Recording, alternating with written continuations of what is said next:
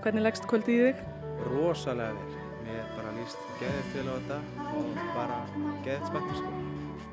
Hafa verið stífar æfingar í vikunni?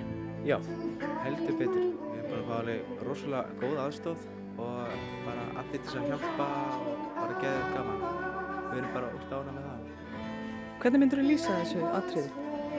Segjum svona bara rólegu og svona yfirvegu, svona þetta henni lag svona, þannig að þetta er bara svona sætt atriði, ég segi.